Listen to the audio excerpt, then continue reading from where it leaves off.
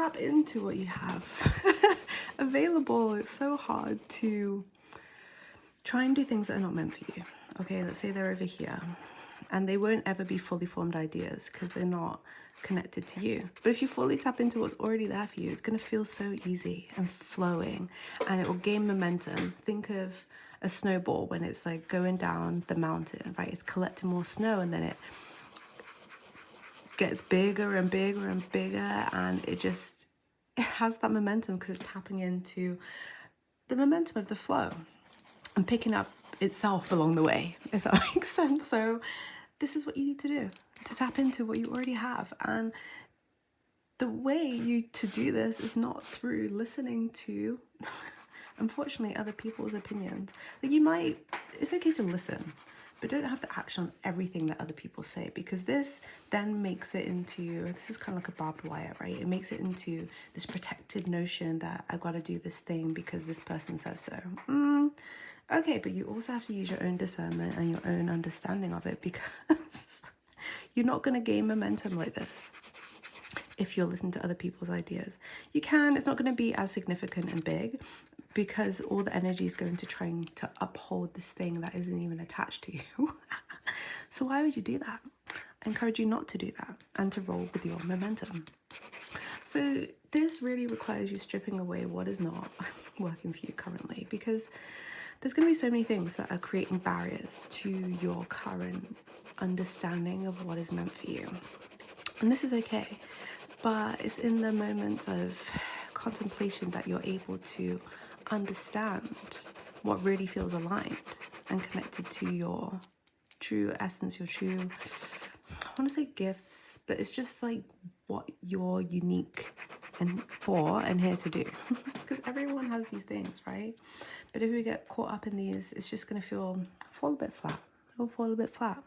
But you have to also understand the real reason behind what you're doing.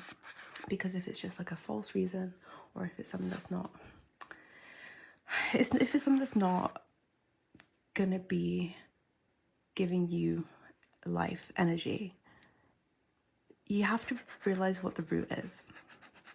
You have to understand what the root is of what you're trying to achieve. Like, for example, the other day I think I was just on social media and I noticed someone had commented on someone's post saying that they followed the highest joy and they went and got this service. I'm not gonna mention it, but you can probably use your imagination, and he still feels disconnected. My initial thought was, well, you thought that was your highest joy, but obviously it wasn't. What is the thing underneath that? And that's the thing that you've got to explore. What is underneath that? Because for him, I was like, well, your highest joy was not doing that thing because you felt lonely and disconnected. What you're actually looking for is connection. And he was like, oh my gosh, you're right. So that's the thing, is what is the thing underneath the thing? Like, it might be all the money in the world, but what do you actually want? You want security. You want, security, to feel secure. You might want to buy the things that you want. You know, there's always a reason under the reason. And you have to kind of dig deep for this. That's why these things can fall flat when you get them in the end. You're like, oh, this is it? Because it's not you're not making the connection of what is actually building the momentum for you. If it's just like a surface thing, then it's just going to stay there. It's going to be like a little sapling rather than a full-blown tree of life, your life. It's the tree of your life. So what's giving you the roots? What are you watering every day? And what needs to fall away in this watering? Because the thing is, if you're watering this, your roots, but then you're also watering this, and you're also watering this, you're not gonna have enough to spread equally and to the thing that actually matters. So it's up to you to figure it out. And it doesn't have to be anything like super serious or super daunting. It's just like noticing, oh wait, that did not feel good. I'm not gonna do it. Okay, so I'm not gonna water this anymore. I'm gonna focus on here. Oh, this felt really good. I had a catch up with a friend on the phone. I haven't spoken on the phone with a friend for so long. I know a lot of people don't like to do that these days, but for some people that's really nice. And they realize, oh, that's something I could do. Maybe I'll schedule this every month. then you water in things that you actually like. If you're watering this like dead end thing, what do you think happens? I mean, it can grow. It's not going to be a big strong tree. It's going to be a little skinny thing that could easily be blown over by the wind. But we want you, I want you to feel very like grounded and rooted in yourself and what you're trying to attain, achieve, and it's something that is really meant for you. Because chasing these things, it can be fun. It can be part of the game of life, but what is it underneath it that you're looking for? And then if you're tied to this, if you understand it, then it will add to your roots. What is it for you? Because everyone's thing will be different, and that's the good thing about life, right? It'd be so boring if everything was the same. Everyone follows the same script. Everyone does the same thing and achieves the same thing. This is actually how it used to be in the past, but things are changing. Energies are changing. They have changed. But you have to be cognizant of it, because what worked for, let's say, maybe your parents, X, Y, is not going to work for you, because you're not like Z in this process. You're literally actually on a whole new alphabet.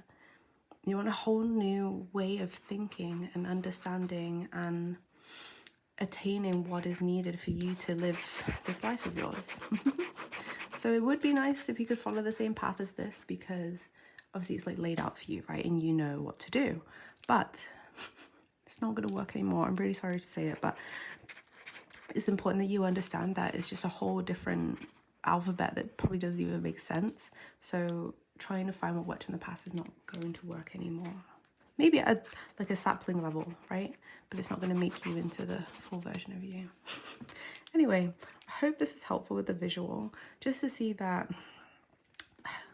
whatever you water is what will come to life, but it has to be really connected to you to have this momentum.